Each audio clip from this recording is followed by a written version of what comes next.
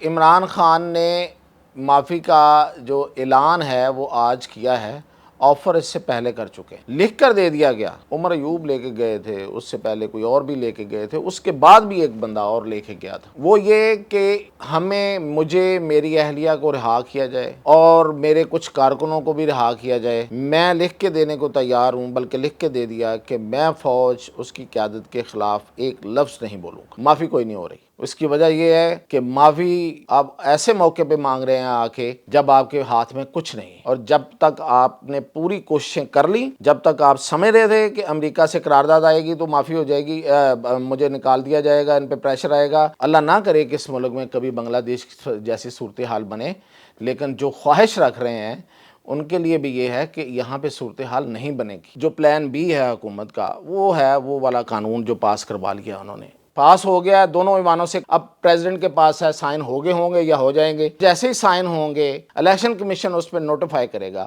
کہ اس قانون کے مطابق جو سیٹیں پی ٹی آئی کی دوسروں میں تقسیم کی گئی تھیں وہ بحال ہیں۔ سب سے زیادہ آج جن چیزوں پہ بات ہو رہی ہے اسی پہ بات کرتے ہیں۔ ایک تو یہ کہ عمران خان نے غیر مشروط معافی کا اعلان کر دیا ہے۔ ایسا کیوں کیا ہے؟ ایسا کیا ہو گیا اچانک کہ معافی ہی مانگنے پہ آ گئے؟ تو اس پہ بات کریں گے۔ اور دوسرا یہ کہ یہ جو سپریم کورٹ کا فیصلہ ہے وہ ابھی تک اٹکا ہوا ہے کہیں، تو اس بارے میں حکومت نے کیا پلان بنا رکھے ہیں؟ پلان اے، بی، شاید کوئی سی بھی ہو، لیکن آج ہم اے اور بی کو ڈسکس کریں گے۔ تو سب سے پہلے عمران خان کی طرف سے غیر مشروط معافی کا اعلان۔ اچھا جی، اب ہم اس کا جائزہ لیتے ہیں اپنے پہلے کیے ہوئے ویلاگ کی روشنی میں بھی، اور اصل اس کی کہانی کیا ہے اس حوالے سے۔ پہلے تو جائزہ لیتے ہیں، پھر آپ کو خبر بتاتا ہوں۔ پہلی بات تو یہ ہے کہ عمران خان نے معافی کا جو اعلان ہے وہ آج کیا ہے، آفر اس سے پہلے کر چکے ہیں، اور میں نے آپ کو بتا دیا تھا، میں نے آپ کو اپڈیٹ رکھا ہمیشہ اس حوالے سے۔ لکھ کر دے دیا گیا، لکھ کر لے کے گئے تھے، کوئی عمر ایوب لے کے گئے تھے، اس سے پہلے کوئی اور بھی لے کے گئے تھے، اس کے بعد بھی ایک بندہ اور لے کے گیا تھا۔ وہ یہ کہ مجھے میری اہلیہ کو رہا کیا جائے اور میرے کچھ کارکنوں کو بھی رہا کیا جائے۔ میں لکھ کے دینے کو تیار ہوں، بلکہ لکھ کے دے دیا کہ میں فوج اس کی قیادت کے خلاف ایک لفظ نہیں بولوں گا، اور میں کوئی بڑی تحریک چلانے کی کوشش نہیں کروں گا۔ اچھا، اب یہ جب لکھ کے دے دیا گیا، جو کہ ایک ان کالڈ فار تھا، یعنی کہ اس کے بارے میں کوئی کسی کو نہ آفر تھی، نہ کسی کی طرف سے کچھ کہا گیا تھا، ایک چھوٹا سا سائڈ سے ایک پیغام بھیجا گیا تھا، جسے ٹیسٹر مارنا نہیں کہتے، ٹیسٹر مارا گیا کہ جی اگر بات چیت ہو تو کس طرح سے ہوگی۔ تو فوری طور پہ یہ ہو گیا جو میں ابھی آپ کو بتا رہا ہوں، تو 3 دفعہ ہوا، تو اس پہ آگے سے کوئی جواب ہی نہیں ہے۔ مطلب ایسے ہی تھا جیسے دیوار کے ساتھ میں دیوار کے سامنے کھڑا ہو کے ایک بات کر دوں، دیوار سے کیا آواز آنی ہے، ایسے ہوا۔ تو اب چونکہ یہ بات اتنی پھیل گئی تھی، باہر نکل گئی تھی، اور جو سب سے بڑا اس میں کاؤنٹر پروڈکٹیو رول جو ادا کیا وہ کچھ اینکرز نے کیا، جس میں بڑے بڑے سینئر اینکر جید صحافی جو تھے وہ شامل تھے، اور انہوں نے یہ کہا کہ عمران خان کو 3 بار آفر ہوئی ہے اور 3 بار یہ اس نے ریجیکٹ کی ہے۔ حقیقت یہ تھی کہ 3 بار معافی رینڈر کی تھی اور تینوں بار جواب ہی کوئی نہیں آیا تھا۔ تو چونکہ یہ بات اتنی پھیل گئی تھی اور اتنا کچھ ڈسکس ہونے لگ گیا تھا، اور ہر کوئی اپنی بساط اور اوقات کے مطابق اس میں آگے اپنا حصہ ڈال رہا تھا، تو پھر کسی نہ کسی طرف تو اس بات کو لے کے جانا ہی تھا نا، اور پھر چاہتے بھی ظاہر ہے یہی ہیں۔ اب جو صورتحال ان کو نظر آ رہی ہے، میں ابھی آپ کو بتاؤں گا حکومت کے پلان جو ہیں، تو اس میں تو بہت ضروری ہے کہ کسی نہ کسی طریقے سے اس طرف تیزی کے ساتھ اس طرف آیا جائے، کیونکہ اس چیز کا احساس ہو گیا ہے کہ یہ سیاست کا یہ انداز اور جیل کاٹنے کا یہ انداز پاکستان میں نہیں چلتا. یہ سیاست اس طرح سے پاکستان میں کبھی نہیں چلی. دیکھ لیں آپ، جب سے پاکستان بنا، جب سے سیاست ہوئی، جب سے سیاست کو روکنے کی کوشش کی، مارشل لا لگے، اس کے جواب میں سیاسی قیادت نے یہ انداز نہیں اپنایا. تو اب کیسے چل جانا تھا یہ؟ تو اب جا کے احساس ہوا کہ نہیں، بہت بڑی غلطی ہوئی ہے، تو اس پہ اب اس سے نکلنے کی کوشش کر رہے ہیں. اور اس لیے اب اعلانیہ کہنا پڑا کہ ہاں میں معافی مانگتا ہوں، لیکن یہ کیا جائے، لیکن وہ کیا جائے. لیکن کیا ہوتا ہے؟ آپ کہیں میں معافی مانگتا ہوں، اب جو لیکن ہے اس میں اگر آپ یہ کہیں گے کہ جی فوٹیجز لائیں، فوٹیجز میں میرے لوگ اگر سامنے ہوں تو میں ان کو ڈس اون کروں گا، ان کو سزائیں دلواؤں گا، تو وہ تو ہو رہا ہے سب کچھ. اور فوٹیجز ہی تو ہیں، کس نے نہیں دیکھی ان فوٹیجز؟ کیا ان فوٹیجز میں یاسمین راشد نہیں ہے؟ کیا ان میں جو باقی جو لیڈرشپ اندر ہے وہ نہیں ہے؟ کیا اس میں ایون ان کی بہنیں نہیں ہیں جو وہاں کھڑی ہیں باہر؟ اب یہ کہنا کہ وہ تو ویسے احتجاج کرنے گئی تھی، وہ توڑ پھوڑ کرنے نہیں گئی تھی، تو پھر تو یہ ایک لمبی کہانی ہے. آپ جو مرضی کہتے چلے جائیں، وہ تو ماننے والوں پہ ہے، ان کے پاس. پھر دوسری بات یہ ہے کہ ایویڈنس. تو میں بھی اس بات پہ بالکل میں اس کا پیرا بھی دوں گا اور اس بات پہ بات کروں گا کہ جس کے خلاف ایویڈنس ہے اس کو رکھیں، اس کے خلاف قانون کے مطابق سزا دیں، اس قانون کے مطابق کارروائی کریں، قانون سے ہٹ کے نہیں. ملٹری کورٹس کے حق میں نہیں ہوں، قانون کے حق میں ہوں. جو قانون کہتا ہے وہ اس کے مطابق کریں، اور جس کے خلاف نہیں ہے اس کو چھوڑنا چاہیے. اس کو کس چیز کی سزا ہے؟ اس لیے کہ وہ کہیں اس کی افیلیشن ہے تو افیلیشن کی سزا نہیں ملنی چاہیے. میں بالکل اس پہ پہلے دن سے میرے جتنے لوگ مجھے واقف ہیں، میں اس موقع پہ ہوں. لیکن معافی جو ہے نا، وہ معافی ابھی نہیں ہو رہی. یہ اب آپ کو خبر دے رہا ہوں، پہلے تجزیہ کیا تھا، معافی کوئی نہیں ہو رہی.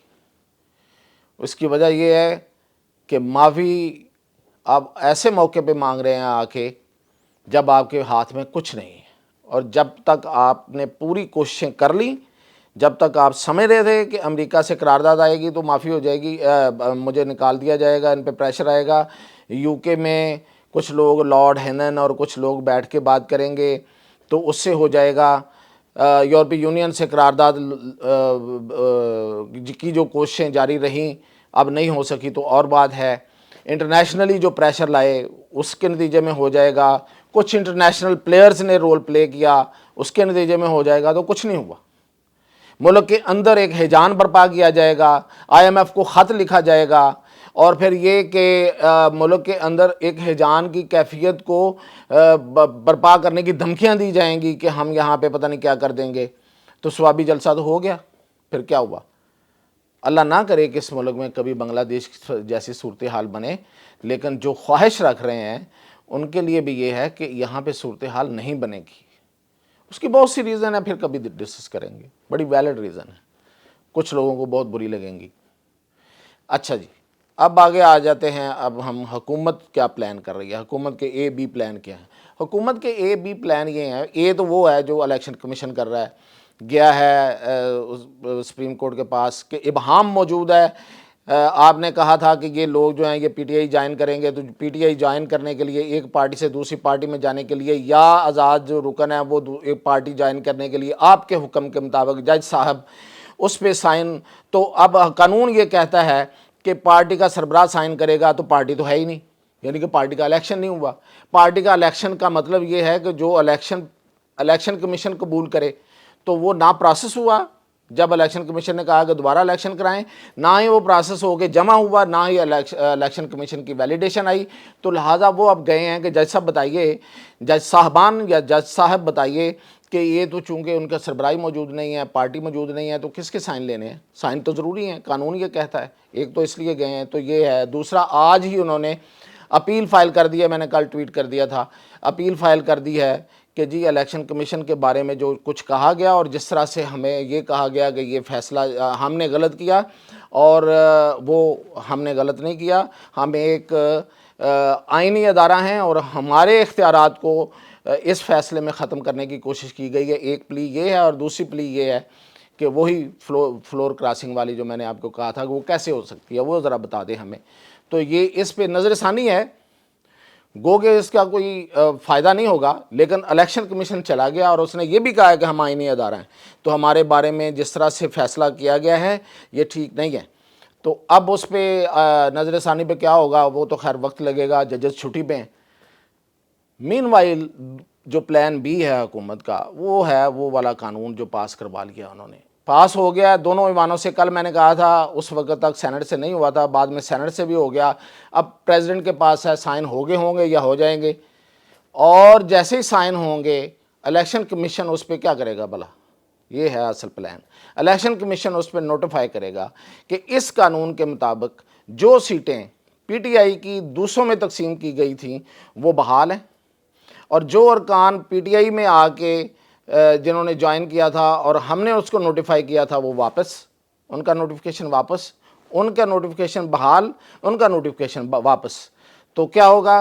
حکومت کے پاس آ جائے گی اتحادیوں سمیت 2/3 میجارٹی، اور 2/3 میجارٹی جیسے ہی آتی ہے، مثلا کل اگر کر دے، پرسوں کر دے، تو حکومت جو ہے وہ اجلاس بلائے گی، کوئی آئینی ترمیم لے آئے گی، قومی اسمبلی آئینی ترمیم پاس کر دے گی، سینٹ میں 2/3 ہے نہیں، پھر دونوں ہاؤسز کا ایک اجلاس ہوگا، مشترکہ اجلاس، اس میں وہ آئینی ترمیم دوسری دفعہ وہاں سے پاس ہوگی اور وہ آئینی ترمیم ہو جائے گی، اور وہ آئینی ترمیم کچھ بھی ہو سکتی ہے،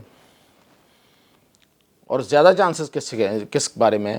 ججز کے بارے میں، سپریم کورٹ کے بارے میں۔ کچھ لوگ کہہ رہے ہیں کہ مدت کے بارے میں ہوں گے، چیف جسٹس کی مدت کے بارے میں۔ اب جسٹس فائز عیسیٰ تو مدت میں اضافہ نہیں چاہتے، نہ ہی وہ قبول کریں گے۔ سم وٹ ان کا جو موقف ہے وہ آن ریکارڈ ہے۔ اب یہ کہنا کہ انہوں نے سامنے آگے کیمرے پہ نہیں کہا، لیکن آن ریکارڈ ہے، وہ تو نہیں لیتے۔